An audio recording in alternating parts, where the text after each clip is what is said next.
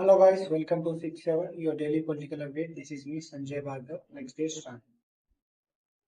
Indian politics has witnessed a shockwave. Raghav Chadha and six Aam Aadmi Party MPs have walked out of Arvind Kejriwal's party and straight into the BJP camp, raising questions about loyalty, law, and the future of Punjab. Seven Aam Aadmi Party Rajya Sabha MPs, including Raghav Chadha, have quit the Aam Aadmi Party and joined the BJP, citing loss of faith in Aam Aadmi Party's principles. This move, just a year before Punjab's assembly election, has triggered a constitutional debate under India's Anti-Defection Law and could significantly weaken Aam Aadmi's position in parliament and Punjab politics. Let's understand what happened.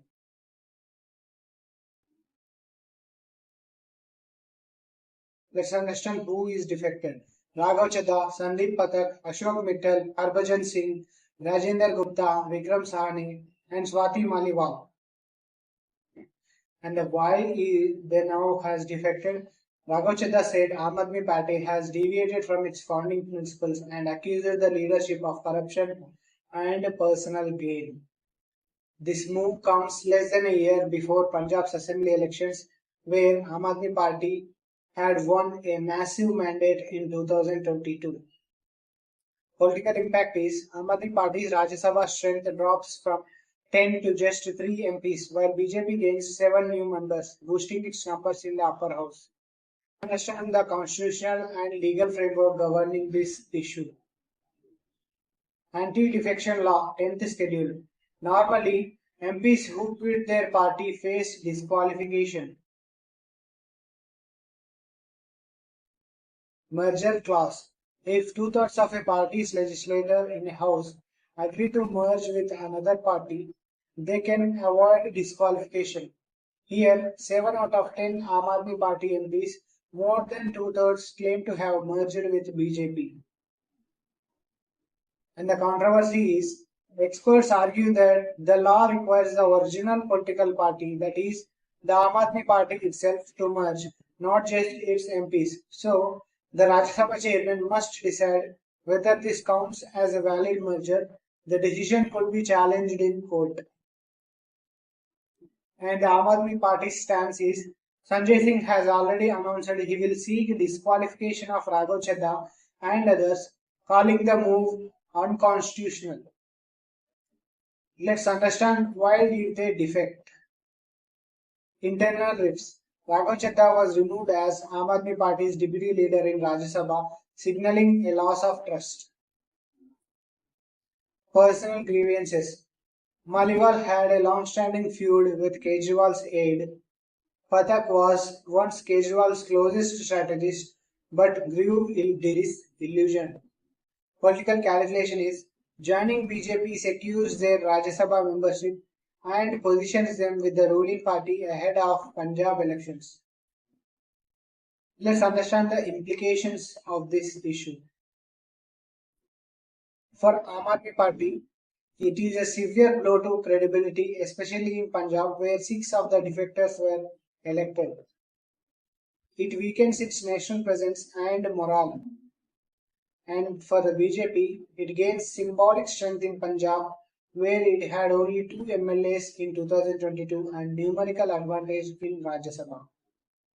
For Punjab voters, it creates a confusion and anger. Many see this as a betrayal or opportunism.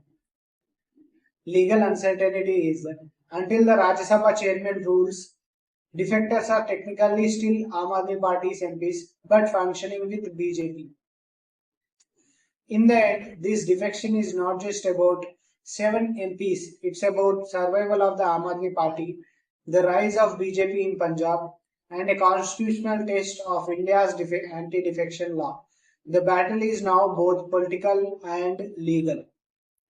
In Telangana politics, the High Court has struck down the findings of Kaleshwaram probe, giving relief to KCR and raising questions about accountability in one of the India's biggest irrigation projects. The Telangana High Court has quashed the findings of Justice P.C. Ghosh Commission on the Kaleshwaram lift irrigation project, giving major relief to former CM K. Chandrasekhar Rao. and his BRS colleagues. While the court upheld the legality of forming the commission, it ruled that its findings violated principles of natural justice, meaning no action can be taken against KCR based on that report. This is a setback for CM Revanth Reddy's Congress government, which had hoped to use the report to pursue corruption charges. Let's understand what happened. And the background of the commission is the Justice P.C. Ghosh Commission was set up in March 2024 by the Congress government to probe alleged irregularities in Kaleshwaram lift irrigation project, especially after the collapse of Medigadda barrage pillars in October 2023. And the findings of the commission are: the commission accused KCR and his team of design flaws, financial irregularities, and mismanagement, calling the project a massive loss to the state exchequer. And the court verdict on April 22, 2026 is: formation of the commission was legal under Section 3 of Commission of Inquiry Act 1952. But its findings were prejudicial and violated Section 8b safeguards, which require giving individuals a chance to defend themselves before adverse findings. Therefore, the report's conclusions are inoperative and cannot be used for action. Let's understand the constitutional and legal framework governing this issue. Commissions of Inquiry Act 1952, it allows governments to set up panels to investigate public issues. Section 8b, which protects individuals from adverse findings without fair hearing. Judicial oversight. Courts can strike down commission's reports if due process is violated. And the implications are: while the governments can question irregularities of past regimes, they must follow strict legal safeguards. Let's see what this means politically for Congress and BRS. For KCR and BRS, it was a huge relief as corruption charges based on the commission report cannot proceed. KCR can now claim political vindication. For Revanth Reddy government, it was a major setback. The Congress had hoped to use the report to corner BRS before the 2028 elections. They may now need fresh probes or CBI investigations with stronger legal backing. And the implications for Telangana politics are: the Kaleshwaram lift irrigation project issue remains alive. Structural failures and financial losses are undeniable, but proving personal culpability will be harder. So, the Kaleshwaram verdict is not the end of the story. It is a reminder that in democracy, even probes against powerful leaders must follow the rule of law. For KCR, it's relief. For Revanth Reddy, it's a political roadblock. Big relief for Rohit Pawar. The court has discharged him and 16 others in the Maharashtra State Cooperative Bank Scam case, raising questions about accountability in India's cooperative banking system.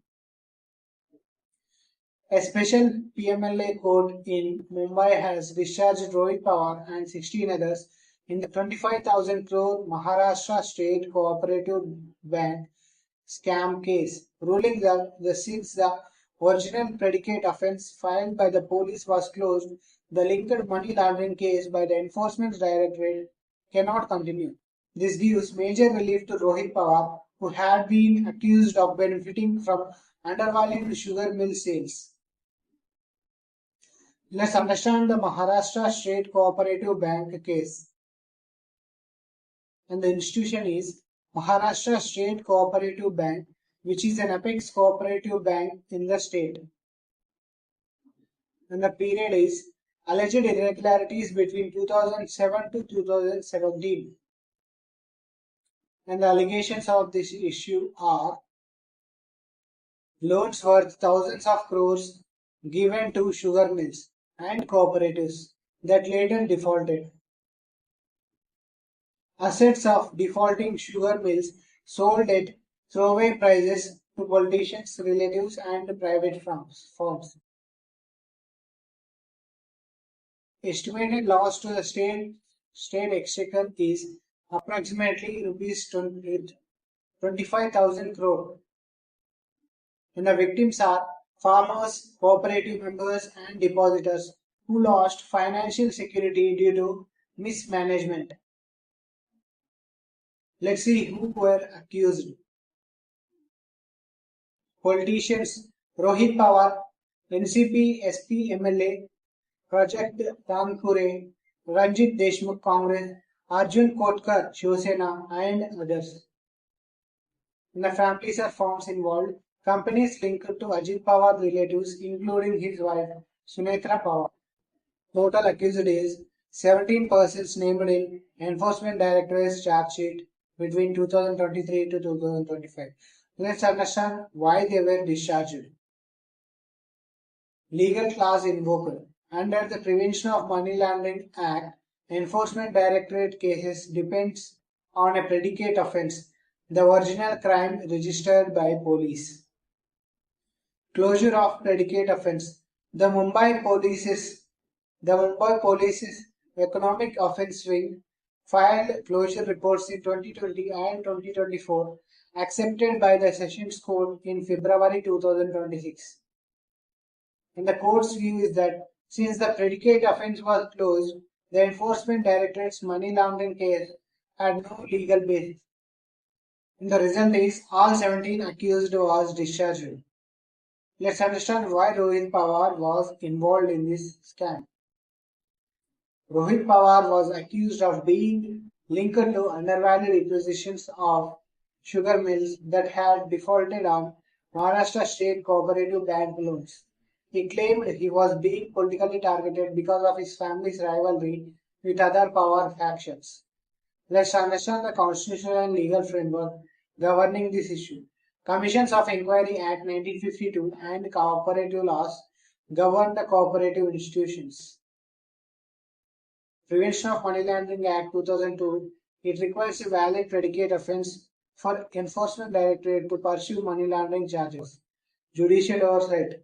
Courts can discharge accused if predicate offences is closed, ensuring protection against misuse of Enforcement Directorate powers.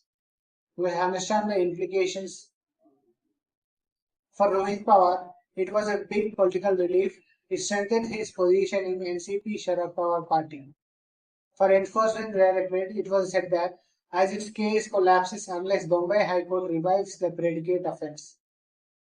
For cooperative sector, it highlights the loopholes in the governance and accountability of cooperative banks. For victims, farmers and depositors still face losses with little chance of recovery now. So, the Maharashtra State Cooperative Bank case shows how legal technicalities can decide political fortunes. Rohit Pawar walks free, but the bigger question remains, who will ensure justice for farmers and the depositors who lost their money? Today we look at the Malegaon Blast of 2006, a tragic story of bombs, victims, and 2 decades of investigations that ended with no convictions. The 2006 Malegaon Blast were a series of bomb explosions near Hamidiya Masjid and Bada Karbastan in Malegaon, Maharashtra, killing 31 people and injuring over 300. After 2 decades of contradictory investigations, the Bombay High Court in April 2026 discharged the last 4 accused, leaving no one on trial. The court ruled that the prosecution was built on contradictory and inadmissible evidence, exposing deep flaws in India's terror investigation system. Let's understand the incident. Date and place was September 8, 2006, Malegaon town, Nashik district, Maharashtra, and the event is bombs tied to bicycles exploded near Hamidiya Masjid and Bada Kabristan during Friday prayers and the Shabi Barak festival. And the victims are 31 people killed, over 300 injured, mostly Muslims gathered for worship. Let's understand the timeline of the investigation agencies. 2006 Maharashtra Anti-Terrorism Squad.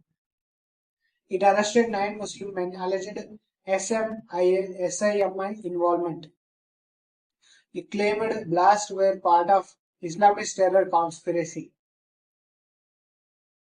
In 2008, CBI, Central Bureau of Investigation, took over very briefly, but investigation remained inconclusive.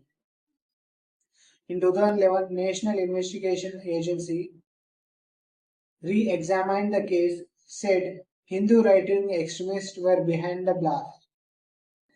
Named Rajendra Chaudhary, Dhan Singh, Manohar Navaria, and Lokesh Sharma. In 2016, Special National Investigation Agency Court discharged the 9 Muslim men arrested earlier, citing lack of evidence. In 2026, Bombay High Court discharged the last 4 accused linked to Hindutva groups. It criticized both Anti-Terrorism Squad and the National Investigation Agency for contradictory and weak evidence. It declared that no credible case remains. Let's understand who were the accused. First set by the Anti-Terrorism Squad are 9 Muslim men who are jailed for years, later freed. Second, for National Investigation Agency, 4 Hindu right-wing activists. Outcome was all were discharged, no one convicted. Let's understand the constitutional and legal framework governing this issue. Indian Penal Code says it covers charges of murder, conspiracy. Unlawful Activities Prevention Act, which can be applied for terrorism-related offences. Code of Criminal Procedure governs the investigation and trial. Judicial Oversight. Courts can discharge accused if evidence is contradictory or inadmissible. Recent court ruling is in April 2026, Bombay High Court said Anti-Terrorism Squad and National Investigation Agency presented diagonally opposite theories. It found reliance on retracted confessions and hearsay witnesses. It ruled that continuing trial would be meaningless, and the result was no one remains on trial for the 2006 blast. So, the Malegaon Blast reminds us how important fair and strong investigations are. Without clear evidence, justice slips away, and the victims are left waiting forever. Today we explore why Justice Tejas Karia stepped aside from hearing a contempt plea against Arvind Kejriwal, and what judicial recusals mean for India's democracy. Justice Tejas Karia of the Delhi High Court had recused himself from hearing a contempt plea against Arvind Kejriwal and other Aam Aadmi Party leaders over alleged circulation of court hearing videos. His recusal stems from prior professional involvement with Meta and similar matters, raising concerns about conflict of interest. This contrasts with Justice Swatakanta Sharma's refusal to rescue them in the Delhi excise policy case, showing how judicial discretion operates within constitutional safeguards. Let's understand the background of the issue. The plea, which was filed by the advocate Bhargav Singh, seeking contempt action against Kejriwal, Manish Sisodia, and others for allegedly recording and circulating videos of Kejriwal's April 13 court appearance in the excise policy case. And the allegation was it unauthorized sharing of court proceedings, undermines judicial independence, and violates High Court rules. And the respondents are, apart from Aam Aadmi Party leaders, social media platforms like Meta, X, and Google were also named. Let's understand why Justice Tejas Karia recused. And the reason was Justice Karia, before becoming a judge, presented Meta in similar cases involving removal of court hearing videos.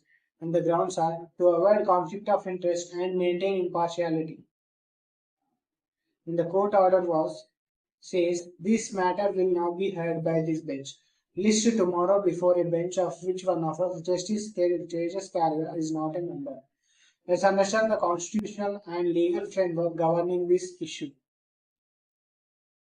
Article 14 guarantees equality before the law, which says impartial judges are essential. Principles of natural justice. No one should be a judge in their own cause. Nemo judex in causa sua. Judicial discretion is recusal is not mandatory. It depends on the judge's conscience and circumstances. Supreme Court presidencies in the state of West Bengal versus Shivananda Pathak 1998, the court held that recusal is appropriate when bias is reasonably apprehended. Let's understand the precedents of judicial recusal. Election Commissioner's case 2023. Justice Ajay Rastogi recused from hearing petitions on removal of a Supreme Court judge in the appointment of elections commissioners, citing personal reasons. And the principle is judges recuse when prior involvement, bias, or perception of bias may arise. Let's understand how this recusal is different from the Justice Swarnakanta Sharma recusal issue. Excise Policy Case 2026. Kejriwal himself argued for Justice Sharma recusal alleging bias. And the outcome was Justice Sharma refused, stating no valid grounds existed. And the contrast was Justice Tejas Karya recused voluntarily due to prior professional links. Sharma denied recusal as allegations were unsubstantiated. The Kejriwal contempt plea shows how judges balance fairness and perception, sometimes stepping aside, sometimes standing firm. In the end, the law allows both recusal and non-recusal as long as justice remains impartial. In Manipur, ethnic shutdowns and a bomb blast have thrown life out of a game. A story of anger, politics, and law. Shutdowns across Manipur were triggered by ethnic groups protesting recent violence, including the April 7 Bishnapur bomb blast that killed two children and the April 18 ambush killing of two Tankul Naga men. These shutdowns reflect anger against the BJP-led government in the state, which protesters accuse of failing to protect civilians and act against perpetrators. The unrest is unfolding under Chief Minister Yumna Khemchand Singh's leadership and amid a fragile peace process. Let's understand the background of the shutdowns. Ethnic groups involved are United Naga Council. It called a 3-day shutdown after Thankul Naga men were killed in Ukru. Joint Action Committee. It was organized a 5-day bandh in the Valley districts over the Bishnapur bomb blast. Zomi Coordination Committee. It held shutdowns in Chaurachandpur seeking justice for BJP MLA Wum Jagin Walte, who died from injuries sustained in 2023 ethnic violence. And the impact is life disrupted in 12 out of 16 districts, schools, banks, transport and markets shut down. Let's understand the Bishnapur violence and the bomb blast. Incident was on April 7, 2006, a bomb hit a civilian home in Tronglaboi village, Bishnapur district, and the victims are a 5-year-old boy and a 5-month-old girl were killed, their mother critically injured, their father is a BSF Jawan. And the aftermath, protesters attacked a CRPF camp at Jalmol, two protesters killed in clashes. And the curfew and internet shutdown imposed in 5 Valley districts. National Investigation Agency took over investigation but faced roadblocks hampering access. Let's understand the constitution and legal framework governing this issue. Article 19, Clause 1, Clause A and Clause B. Citizens have the right to protect and assemble peacefully. Reasonable restrictions are states can impose curfews, internet shutdowns, and bans under Article 19, Clause 2 and temporary suspension of telecom services rules 2024 per public order. And the criminal laws. IPC provisions on unlawful assembly, rioting, and terrorism apply to violent protests and bomb attacks. Judicial oversight is courts can review shutdowns and restrictions to ensure they are not excessive. Let's understand why they boycotted against BJP. Protesters accused the BJP-led state government of failing to prevent repeated ethnic violence since 2023. Anger over the lack of arrest in bomb blasts and killings. Ethnic groups allege bias in handling Meitei versus Kukizo conflicts. Shutdowns are a way to pressure the government for accountability. Let's understand the leadership context here. Current Chief Minister Yunnam Khemchand Singh of BJP sworn in February 2026. His government condemned the Bishnapur blast as an attempt to destabilize peace efforts. Despite outreach to Naga and Kukizo areas, Singh faces criticism for failing to restore trust and security. In Manipur, shutdowns and violence show how fragile peace remains. Ethnic groups demand justice. The BJP government struggles to respond, and the law tries to balance protest rights with public order.